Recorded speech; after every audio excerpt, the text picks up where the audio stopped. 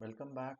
We are on the series of certification program known as CC, Certified in Cybersecurity, and we are utilizing the resources offered by IC Square. Okay, we have officially downloaded those chapter-wise content from the portal. I am just reviewing this content accordingly. So in this video, we are going to discuss a topic, the third interesting topic known as access control concepts. And so in this short chapter we'll be discussing about access controls and their concepts, then physical access control and their concepts, logical access controls and the concepts. And coming with the domain mapping, if you see, understand access control concepts, under this we have 5 subdomains, and physical access we have 3 subdomains, logical access we have again 5 subdomains. Let me quickly take you the terminologies involved in this chapter. The first thing is an audit. Audit is defined as an independent review and examination of records and activities to access the adequacy of the system's control to ensure compliance with an established policies and the operational procedures. So I repeat, audit is defined as an independent review and the examination of records and the activities to access and adequacy of systems controls. Then next we have crime prevention through an environmental design. So CPTED. So the architectural approach to a design of buildings and the spaces which emphasize passive features to reduce a livelihood of an criminal activities. Then next we have a defense in depth. Defense in depth is defined as information security strategies integrating people, technologies, and operational capabilities to establish variable barriers across multiple layers and the missions of an organization. So I repeat, defense in depth is defined as information security strategies integrating people, technology, and operational capabilities to establish variable barriers across multiple layers and the mission of an organization. Then next we have discriminatory access control. Discriminatory access control is defined as a certain amount of access control is left to a discrimination of the object owner. It means a owner can decide to whom he can give an access. So or anyone else who is authorized to control an object access. The owner can determine who should have an access rights to an object to those who should be given. So here object is defined as a resource, rights is defined as a permissions or a privileges. Then next we have an encrypt. So encrypt to protect private informations by putting it into a form that can only be read by the people who have permissions to do so. Encryption to protect a private information by putting it into a form that can only be read by the people who have the permission to do. And we have a firewall. So devices that enforce administrative security policies by filtering incoming traffic based on the set of the rules. So that is defined as a firewall. Next we have an insider threat. Insider threat is defined as an entity with authorized access that has a potential to harm information systems through destructions, disclosure, and modification of data and or denial of service.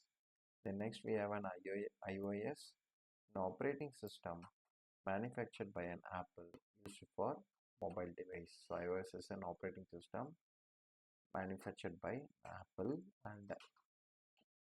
and Windows, it's one of the operating system which is manufactured by Microsoft. Then we have a layer defense. So layer defense is defined as a use of multiple controls arranged in a series to provide several consecutive controls to protect an asset, also known as defense in depth. So layered defense is defined as a use of multiple controls arranged in a series to provide several consecutive controls to protect an asset known as are called defense in depth.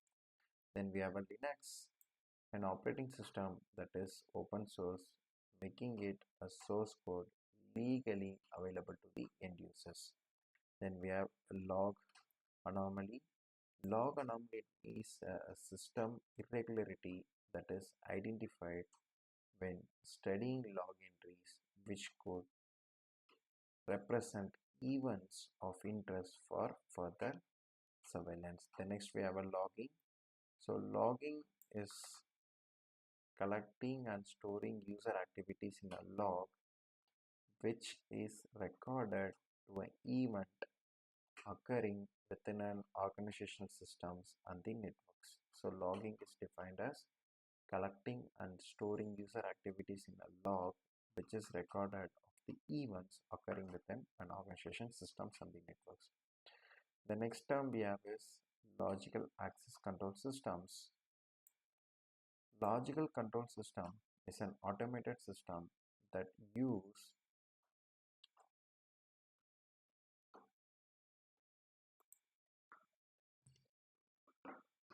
Logical access system is an automated system that controls an individual's ability to access one or more computer systems resources such as workstation, network, application, or a database. A logical access control system requires a validations of the individual's identity through some mechanism such as PIN, card, biometric, or other token. It has a capability to assign different access privileges to different individuals depending on the role and responsibilities in the organization. An automated system that controls an individual's ability to access one or more computer systems such as workstations, networks, application, or a database. So mandatory access control is defined as access control that defines or that requires a system itself to manage access control in accordance with an organization security policies. The next we have a man trap. It's like an entrance to a building or an area that requires a people to pass through two doors with only one door open at the time. So that is known as the man trap. Next we have an object.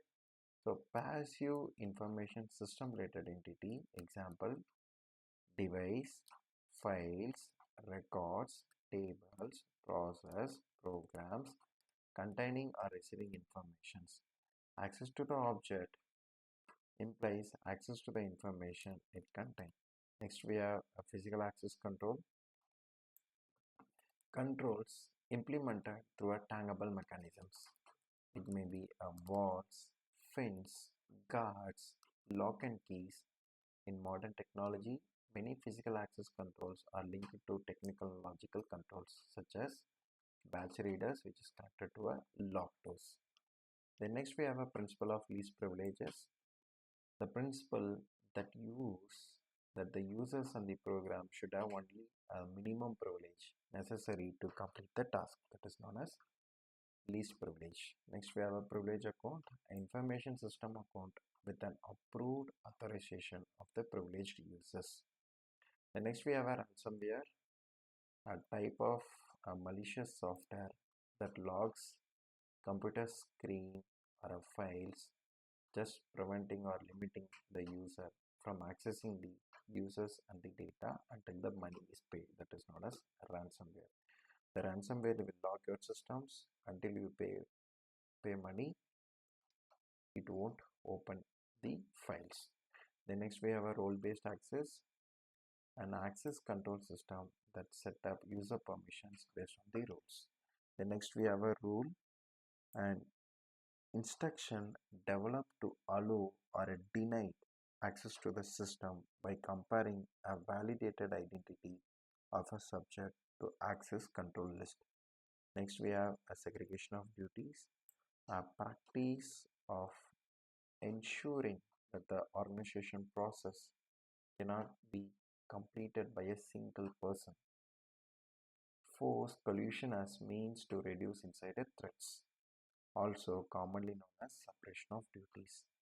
The next we have a subject. So subject is defined as an individual or a process or a device causing information to flow among objects or a change to a system state. The next we have a technical control.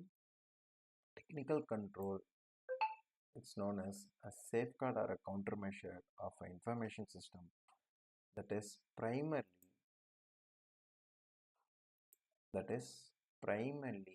implemented and executed by these system information systems through mechanisms contained in the hardware or a software or a firmware components of the system. The next we have a tunnel, a one-way spinning door or a barrier that allows one person at a time to enter into a building or pass through an area, that is known as tunnels. Then we have a unique operating systems. It is used in the software development known as Unix. Then we have user provisioning, a process of creating, maintaining, and deactivating user identities on the system is known as user provisioning.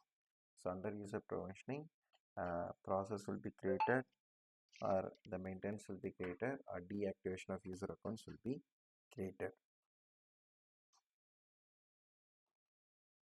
So now we done with the terminologies part. Let's go and discuss about this chapter. What are the things they have covered? So the first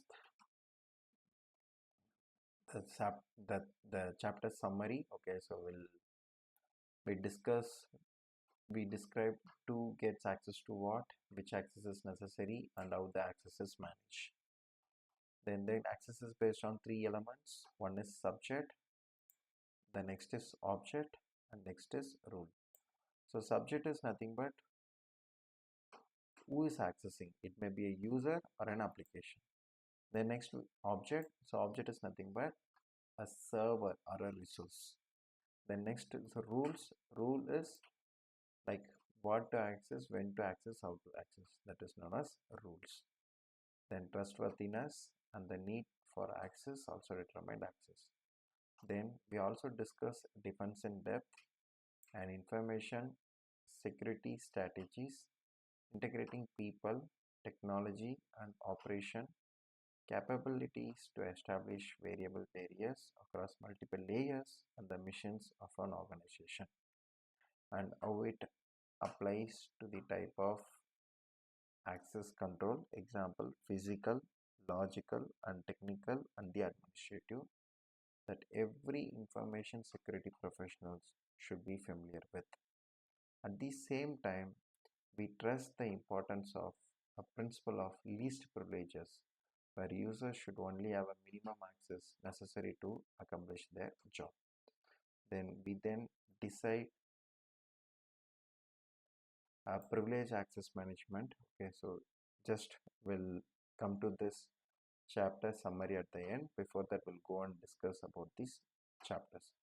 So under access controls, we'll be having 3.1 to 3.2.5, and under physical access control, we are discussing 3.1, 3.1.1, 3.1.2 under logical controls. So your learning objective is, so as a participants, we'll be learning about select access controls that are appropriate in the given scenario, then relate access control concepts and process to the given scenario, then compare various physical access controls, then describe logical access controls, then fourth is practice the terminology of access controls and review concepts of access controls. The first concept we are going to discuss is about understanding access control concepts.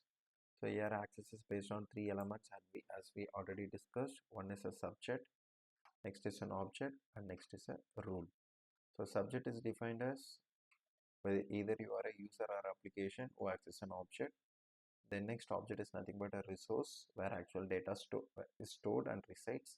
Then finally rule, how and when to access, that is known as rules. Next, we have a defense in depth. Defense in depth is defined as information security strategies that integrate people, technology, and the operation capabilities to establish various barriers across multiple layers and the missions of an organization. Then applies multiple countermeasures in the layered fashion to fulfill security objectives. Should be implemented to prevent and detect a cyber attack, but it cannot guarantee that attack will not occur. That is known as defense in depth. So if you see, we have an example of defense in depth here. So we have an asset. So asset is nothing but your laptop, desktops. Then under this we have an administrative control.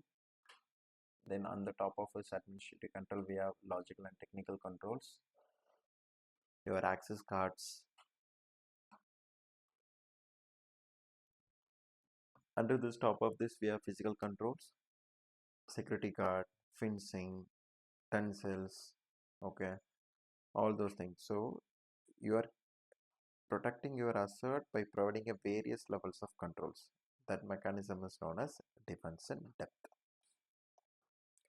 So coming back, we have privilege access controls. So it reduces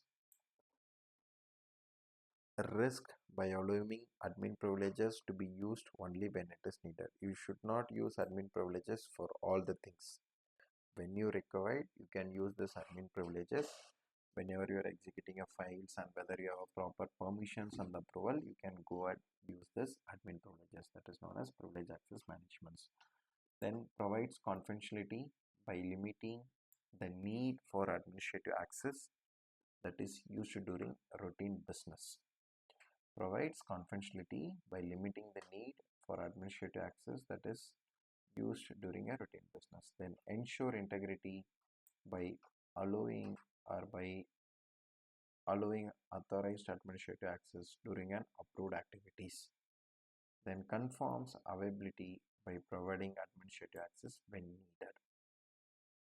So privilege access management is defined as mechanisms where you can allow an admin privileges based on the needs, and even it provides a confidentiality by limiting the need for administrative access. Then ensure integrity by allowing an unauthorized administrative access during an approved activities. Then next, how users are provisioning. So the first is new employees. The first stage, okay, once a new employee joined to the organization, an account will be created. The next, an onboarding, so creating an account or cloning a baseline account for a new employee. The next, we have a changed position, so where account modifications are happened. The next, temporary leave of absence, maybe an account disabled, maybe an user is going for a leave for 10 days or 15 days. In this case, account will be disabled. Then separation of employment, maybe the organization, maybe the user is leaving the organization. That is known as separation of employment. Then offboarding, the final and last stage, deleting an account, maybe or disabling then deleting account for a terminated employees. So how this is a user provisioning process. First account will be created, then creating of account for a new employee, then account modifications, then account disable, account deletion. Okay, so under physical access controls, these are some of the examples of physical access controls, such as security guards who will stop you in the entrance of the building, sir, show me your ID card. So those people come under security guards. Then fencings, okay. Then motion detectors, it is placed along with the CCTV cameras or many like critical areas. If any persons are moving, so motion detectors will detect and it will trigger or activate an CCTV. Then we have locked doors and gates. You can find this locked doors and gates, the media rooms where a confidential data is kept. Next we have a sealed windows, okay, which helps and hackers or other things to enter into the systems. Then we have a lights which gives a better visibility. So whether in areas, okay, whether give the better understanding about the person or end users or any external persons. Then cable protection, it helps to safeguard the cables, especially the power cables, Ethernet cables from the rats, light, fire, all those things. Then laptop logs, which allows, it's a portable device, right, which consists of data. It allows employees to take laptops to their homes or any untrusted environments. Then badges, so ID card badges, which gives a clear visibility the whether the user belongs to an active employee or an outside employee. Then swipe cards, which have a level of access to enter into the premises or workstation. Then guard dogs, it's usually used in the data centers and prevent humans to entering into the places. Then cameras, CCTV cameras, the same thing. Then man traps and tensils, okay, same, which restrict the users entering in a huge or a crowded areas where man trap and tensils will be used. You can find these things. Tensils in the airports, okay, it will stop you, and metros as well. Then the alarms. The next we have a log terminologies. We have a log anomaly, log isolation, and log retention. Log retention, it depends on the organization how log you retain your data. Log consolidation is nothing but from which device or which servers the log is be generated, and you need to consolidate accordingly. Then understanding a logical access controls. The first is discriminatory access control. So based on the application owner can decide to whom you need to give access. That is known as discriminatory access control. Then next we have a mandatory access control. It's a minimum level of privileges given to an user accounts. Then role-based access control, based on the role you need to provide a privileges to the account. So only there are three types of logical access controls. The first is discriminatory access control, DAC, mandatory access control, MAC, and role-based access control, RBAC. Examples of logical access control. So configuration settings are parameters stored as data managed through a software graphical user interface. Hardware settings done with switches, jumper plugs, or other means. So we have already discussed about the difference in depth mechanism, how it works, and we have gone through the terms and condition. Now we'll start to the chapter summarization, the key learnings from this particular chapter. So here, this chapter we have discussed who get access to what and why access is necessary and how that access is managed. Access is based on three elements: subject, object, and rules, how and when. Even we have discussed about what is meant by subject, what is meant by object, and what is meant by rules. And we are also discussed difference in depth and information security strategy integrating people, technology, and operational capabilities to establish variable barriers across multiple layers, missions of the organization, and how it appears to the type of access control: physical, logical, and technical, and administrative, that every information security professional should be familiar with. At the same time, we stress the importance of principles of least privileges. Users should only have a minimum access necessary to accomplish their job. Then we then discussed privilege access management and how it relates to access and the CAA. So here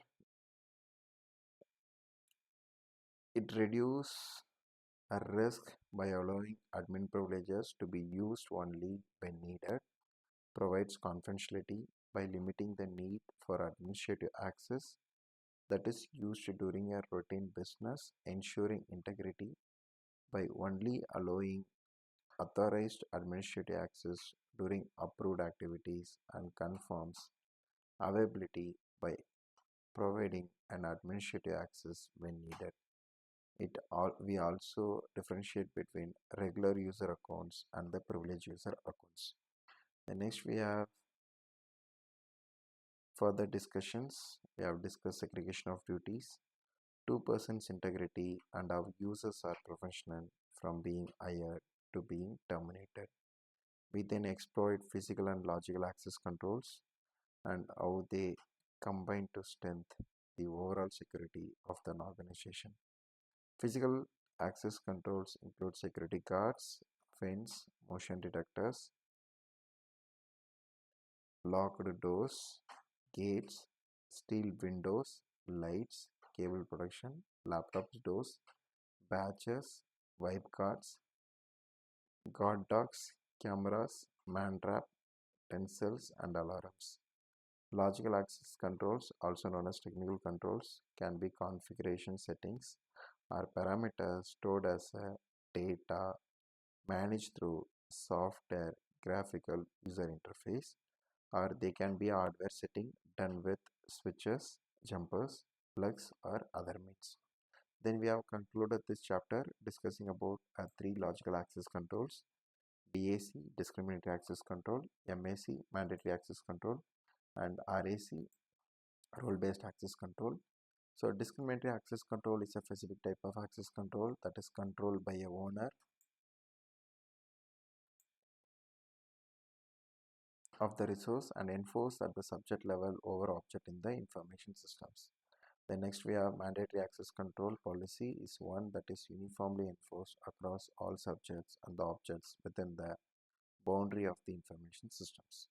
The next we have role-based access controls, RBAC, as a name suggested, step up user permissions based on the roles. Now we got a overall clarity about the chapter 3 where we have discussed about the access control concepts. I hope so you have enjoyed this chapter 3, and we need to thank the ISC Square for providing such a useful informations on the preparation of certified in the cybersecurity.